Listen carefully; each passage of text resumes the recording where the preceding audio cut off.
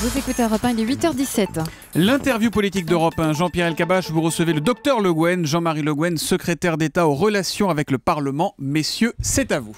Bienvenue Jean-Marie Le Guen et bonjour. Bonjour Jean-Pierre Elkabbach. Valérie Plotine est en train de célébrer la journée de l'Europe et la participation de l'URSS ou de la Russie à la fin de la guerre, à la chute d'Hitler, sur la place rouge.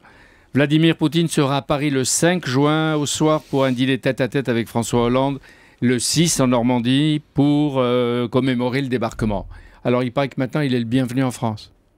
L'histoire, ça existe.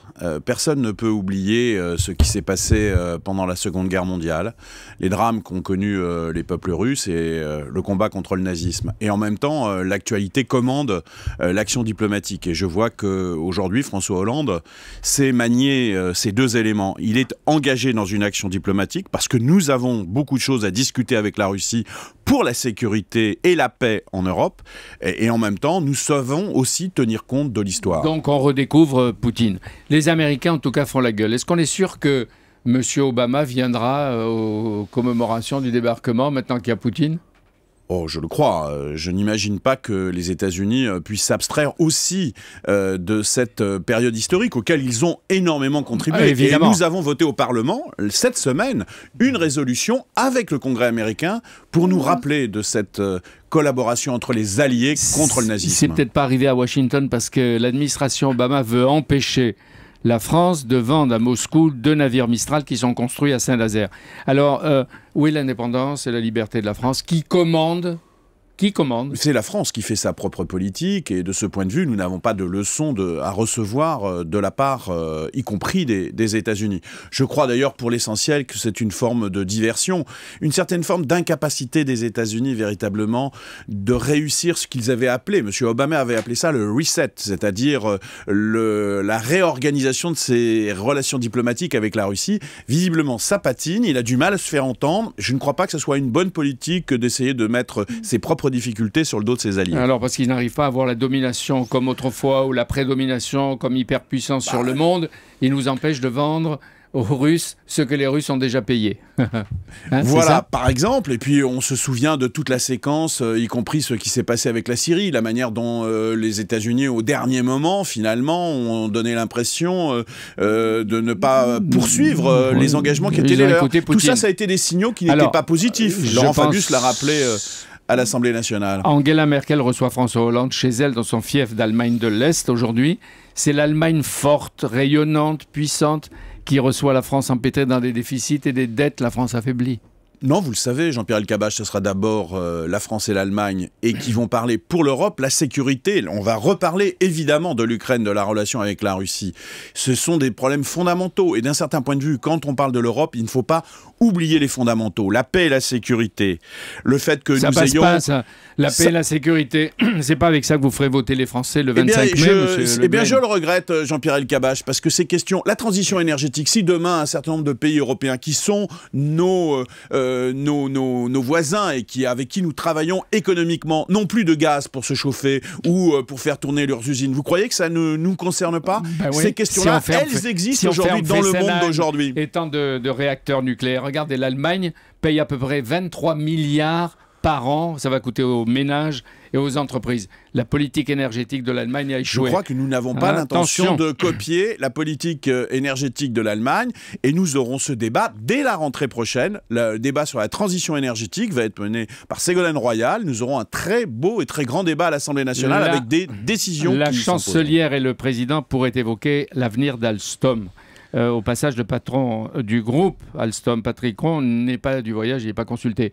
Mais est-ce que c'est Siemens, other kind Siemens, Siemens or not Siemens avec Alstom? L'option Siemens est évidemment sur la table. Il y a une discussion. Le gouvernement français est attentif à toutes les propositions. Pourquoi faire, Jean-Pierre Elkabbach? Tout simplement pour maintenir des emplois et des centres de décision en France sur des filières stratégiques, l'énergie, les transports collectifs. Choisit ce discours, eh bien, on le connaît. Nous allons entendre ce que les uns et les autres nous proposent. Comprenons bien que nous avons aussi, nous, l'intention de défendre la part des intérêts français le plus haut possible. Et donc, il est normal qu'il y ait un dialogue compétitif, comme l'on dit. Est-ce qu'on peut éviter General Electric et Siemens?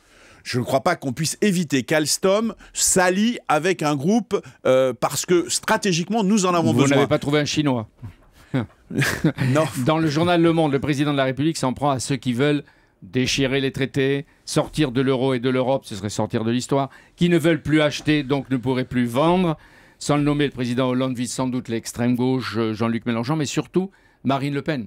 Bien sûr, est-ce qu'on imagine que la France puisse être donnée l'image d'une représentation à travers des gens qui sont à la fois des extrémistes et qui n'ont aucune perspective européenne. Ils n'ont même pas d'ailleurs potentiellement de candidat à la présidence. C'est-à-dire, c'est une impasse, c'est un vote négatif, c'est un vote d'impuissance, c'est un vote peut-être par certains aspects de colère, mais de colère qui se trompe parce que ce qu'il faut faire, c'est changer la politique en Europe. Et pour cela, il y a un débat entre la gauche et la droite. Oui. Nous avons notre candidat, M. Martin Schulz, qui est le bon candidat pour faire repartir l'Europe. Mais vous allez faire rêver les Français avec Martin Schulz, comme avec M. Juncker, qui sont là depuis des années. Et puis Valéry Giscard d'Estaing, qui était là hier, rappelait l'article 17, paragraphe 7, que j'ai relu, du traité de Lisbonne. Le Conseil européen propose un candidat dans la mouvance des résultats et le Parlement approuve ou non. Les partis ne décident pas. On va revenir à l'Europe des partis maintenant? Non, c'est la première fois que les électeurs vont décider, Jean-Pierre Elkabbach. Selon ce que nous voterons, nous aurons la politique. Cela fait maintenant 10 ans que les conservateurs dominent l'Europe et une grande partie de ce que les Français reprochent à l'Europe, son absence de dynamique, c'est parce que c'est une politique conservatrice qui domine l'Europe et la Commission européenne. Si l'on peut changer la Commission européenne, si on peut changer l'orientation politique du Parlement, alors on aura des politiques qui viendront créer de l'emploi et de la richesse en France aussi. Dans quelques jours, le président de la République, sans le Premier ministre, va consulter les chefs de parti sur la réforme prochaine de la carte de France. Vous voulez tous accélérer. Pourquoi cette urgence? Pourquoi cette précipitation? Parce qu'il faut faire des économies, parce qu'il faut une politique publique. Entre 12 et 15 milliards d'euros, c'est possible. Par an? Non, au total. Au total, bien évidemment. Non, par an, dans le fonctionnement. À terme, pas demain, bien sûr. Mais lorsque la réforme aura été mise en œuvre, c'est possible d'avancer dans cette direction, mais surtout avoir des politiques publiques plus efficaces. Alors, des UMP, des centristes réclament un référendum. Une fois pour toutes, la réponse est? La réponse est non. La réponse est non. Le référendum, c'est souvent répondre à une question qui n'est pas posée, donc nous ne le ferons pas, et c'est surtout la mobilisation des immobilistes. C'est la réponse de Manuel Valls, Premier ministre, et du Président de la République, que vous dites ici ce matin. Très clairement. Bon, si vous voulez la réforme et la réussite de cette réforme, quel est le calendrier Hollande-Valls? Nous ferons un débat devant le Sénat, et vous savez que c'est le Sénat qui doit se saisir en premier de cette question, s'agissant des collectivités territoriales, avant l'été. Et nous aurons une discussion au Parlement avant la fin de l'année. Donc c'est dans l'année qui vient que cette réforme sera votée. En une année, vous pensez?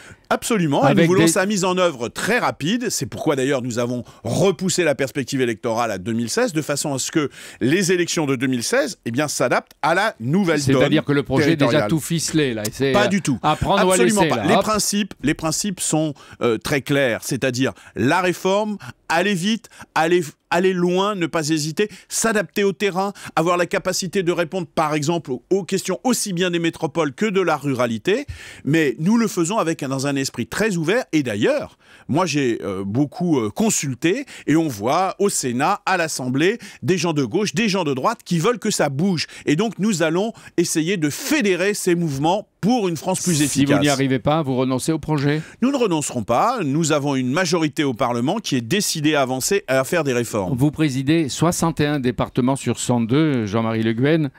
Vous réclamez quoi? Comme les sectes, là, sur la plage, un harakiri collectif? 62? Non, il ne s'agit pas d'harakiri collectif, il s'agit de la volonté de faire primer l'intérêt général et la réforme. Je crois que ce qui est la marque du gouvernement de Manuel Valls, c'est la volonté d'aller vite et fort en termes de réforme. Notre pays a trop tardé, il faut maintenant accélérer. Vous avez entendu le reproche, pour éviter la fessée prévisible de 2015, vous retardez d'1 an pour avoir une raclée plus grande en 2016. Si vous avez cette lecture électorale, effectivement, je ne crois pas que ça soit ça l'objet. L'objet, c'est de réformer notre pays. Et nous allons entraîner, il y a une majorité de Français qui souhaitent cette réforme juste. Président de région socialiste. En 2015, il n'y en a pas, beaucoup qui reviendraient ou qui survivraient. Nous ne font pas une profession de comptable et encore moins au plan électoral. Ce qui est déterminant, c'est notre capacité à entraîner la majorité des Français qui cherchent une réforme juste pour ce pays. Et nous serons, de ce point de vue, vainqueurs politiquement parce que nous aurons mené la Et réforme. pour les prochains débats, Jean-Marie Le Guen, par exemple, le budget, les 41, vous savez, est-ce qu'ils vont devenir 100 et est-ce qu'ils vont rester irréductibles? Vous allez les séduire, vous avez du sucre pour eux. Je crois qu'en tenant un discours de vérité et un discours de volonté, nous allons rassembler très largement les socialistes. Je crois que nous serons majoritaires très largement. Volonté, c'est simplement que je crois que la politique qui a été décidée et mise en œuvre, elle est aujourd'hui, et chaque parlementaire le ressent, largement majoritaire dans la population, elle est soutenue dans la population, et chacun, même s'il y a une volonté d'ouverture et de débat sur les textes, ce qui est bien normal, il y a aussi pour les socialistes la nécessité d'être rassemblés. C'est comme ça qu'ils seront crédibles. Un peu de fleurs et de miel et pas seulement la manière forte. Hein? Un discours de vérité, un discours de respect, du travail en commun. C'est la nouvelle forme d'ailleurs de travail de Manuel Valls avec l'Assemblée nationale. Demain, journée contre l'esclavage. Il faut célébrer et lutter contre toutes les traites négrières qui ont lieu sur 7 siècles. Les traites négrières et l'esclavage de l'Afrique, de l'islam, de l'Occident. Et ça, c'est intéressant. Qu'on ne se concentre pas sur tout. Je vais vite à ce qui s'est passé simplement avec les Occidentaux. 7 siècles d'esclavage. C'est sûr que l'esclavage et comme le racisme sont partagés par beaucoup trop de cultures et pas simplement la culture occidentale. Merci d'être venu. Merci Jean-Marie Le Guen d'être venu ce matin face à Jean-Pierre Elkabbach. Dimanche, c'est Xavier Bertrand, candidat probable à la primaire UMP s'il y en a une en 2016, qui sera votre invité Jean-Pierre pour le grand rendez-vous européen Le Monde iTélé.